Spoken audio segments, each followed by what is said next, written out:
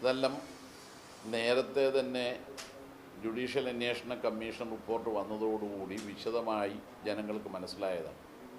ഇതുപോലെയുള്ള പ്രചാരവേല യഥാർത്ഥത്തിൽ CPM-നെതിരായി നടത്തുന്ന ഒരു പ്രചാരവേലയായിട്ട് മാത്രമേ കാണാൻ കഴിയുള്ളൂ. ഒരു വസ്തുതയും അതിലില്ല.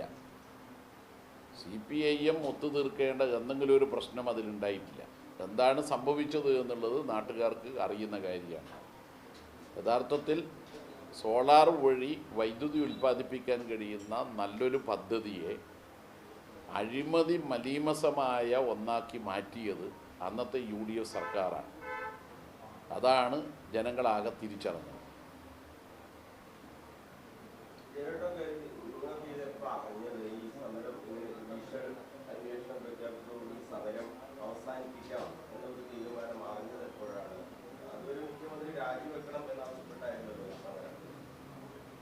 അല്ല, അതിൽ സമരം അവിടെ നടക്കുകയാണല്ലോ. ആ സമര സമയത്താണല്ലോ ഇത് സംബന്ധിച്ച് നേതാക്കളുമായിട്ടുള്ള ചർച്ചയും മറ്റുള്ളതൊക്കെ വരുന്നത്. അപ്പോൾ അതിലെന്താ വേറെ കാര്യം? സമരസമയത്ത് യഥാർത്ഥത്തിൽ ചർച്ചയിലൂടെ ഒരു ഡിമാൻഡ്, സമരത്തിൽ ഉന്നയിക്കപ്പെട്ട കാര്യങ്ങൾ അംഗീകരിക്കുകയും സമരം അവസാനിപ്പിക്കുകയും ചെയ്തു. അത് കഴിഞ്ഞിട്ടാണല്ലോ മറ്റ് വിശദാംശങ്ങളെല്ലാം ആളുകൾ മനസ്സിലാക്കുന്നത്. ജുഡീഷ്യൽ കമ്മീഷൻ റിപ്പോർട്ട് തന്നെ ഞെട്ടലുണ്ടാക്കിയതല്ലേ. മുഖ്യമന്ത്രിയെ ജനങ്ങൾ പുറത്താക്കിയല്ലോ തൊട്ടടുത്ത തെരഞ്ഞെടുപ്പിൽ.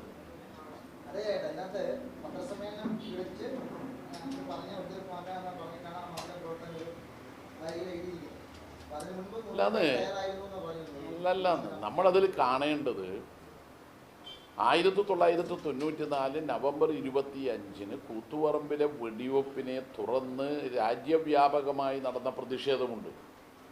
അന്നത്തെ ഭരണത്തിന് നേതൃത്വം കൊടുക്കുന്നവരെ പുറത്താക്കുക എന്നുള്ളത് തന്നെയാണ് ആ പ്രധാനപ്പെട്ട മുദ്രാവാക്യം. അന്ന് ജുഡീഷ്യൽ അന്വേഷണം അടക്കം പ്രഖ്യാപിച്ചു. തൊട്ടടുത്ത് 96 തെരഞ്ഞെടുപ്പിൽ ജനങ്ങൾ ഇതുപോലെയുള്ള മർദ്ദക വീരന്മാരും അഴിമതിക്കാരുമായിട്ടുള്ള സർക്കാരിനെ തന്നെ പുറത്താക്കി. അതുതന്നെയാണ് പിന്നീടുണ്ടായ സോളാർ അഴിമതി സംബന്ധിച്ച് അന്വേഷണ റിപ്പോർട്ടും സമരവും. തുറന്ന് ജനങ്ങളെക്കാൾ വലിയ ശക്തി വേറൊന്നില്ലല്ലോ. ജനങ്ങൾ ജനാധിപത്യ മാർഗത്തിലൂടെ അന്നത്തെ ഭരണത്തെ പുറത്താക്കുകയും ചെയ്തു. അപ്പോൾ അതുകൊണ്ട് അതിൽ വലിയ കാര്യമൊന്നുമില്ല.